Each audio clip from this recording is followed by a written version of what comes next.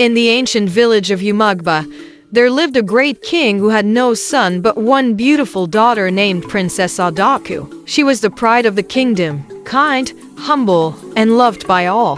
Her laughter filled the palace like music, and her presence brought peace to everyone who met her. The king and queen loved her dearly, for she was their only child and the joy of their old age, according to the tradition of Umuogba. When a king has no son, the gods must choose the next ruler through a deadly contest. The man who wins becomes both the princess's husband and the next king. For the future of the kingdom depends on his courage and wisdom. When Princess Adaku came of age, the king summoned the village town crier. With his gong and loud voice, the crier went from one end of the village to the other, announcing, "Hear ye, all unmarried men of Umuogba and the neighboring lands. The princess is ripe for marriage. The gods have commanded a contest. Only the brave shall enter, and only one shall return with glory." The next morning, the palace square was filled with young men, strong and eager, each dreaming of victory. But among them was a quiet farmer named Ikenna. Ikenna was known for his gentle heart and hard work.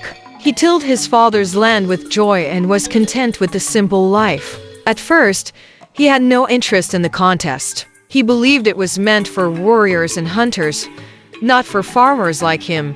But fate had another plan. Some days before the contest, something unexpected happened. The princess went out for a walk with one of her maids to the outskirts of the village. Along the path, she felt pressed and asked her maid to wait while she stepped behind a bush. Unknowingly, a large snake lay coiled nearby, its eyes fixed on her every move.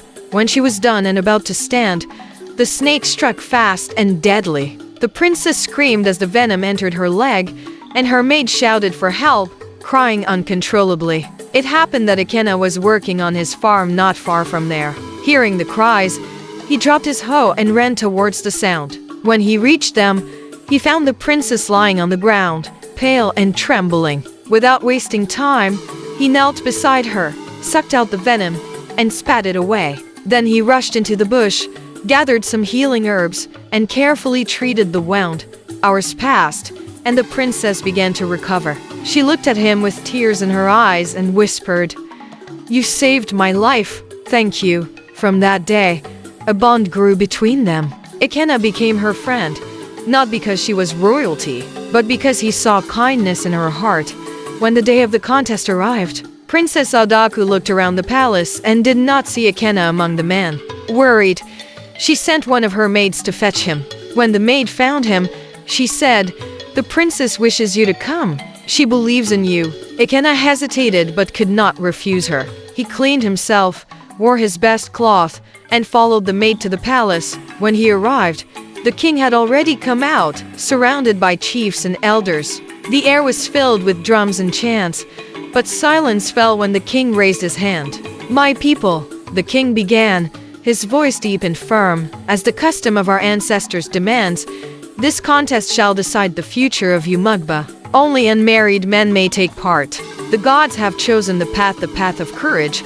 The crowd listened closely. In the evil forest of Umuogba, where the spirits of the ancestors dwell, lies the Golden Calabash, stolen long ago by the Dark Ones. "Whoever brings back the Golden Calabash alive shall marry my daughter and be crowned the next king."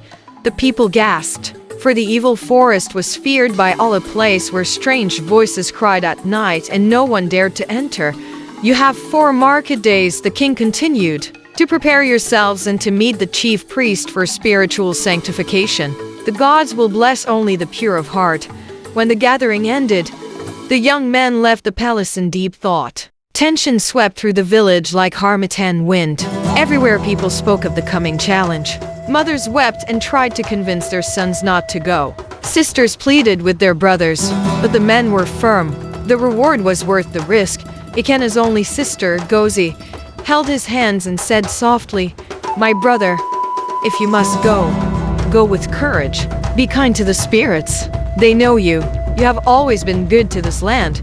Ikenna nodded, though his heart was heavy. Some of the men lost courage and withdrew, but many others stood strong. When the 4th market day arrived, the chosen ones gathered before the chief priest at the shrine of the ancestors. The air smelled of burning incense and sacred leaves. The priest marked their bodies with white chalk, prayed to the gods, and fortified them with charms for protection. When he was done, he lifted his staff and declared, "You have been sanctified. May the gods walk before you. At the first crow of the cock tomorrow, you shall begin your journey to the evil forest." That night, the moon hid behind the clouds, and the whole village was silent. The next morning, the brave man, including Ikenna, stood at the edge of the forest. The path before them was dark and misty. With a deep breath, Ikenna tightened his grip on his charm bag and stepped forward. The contest had begun.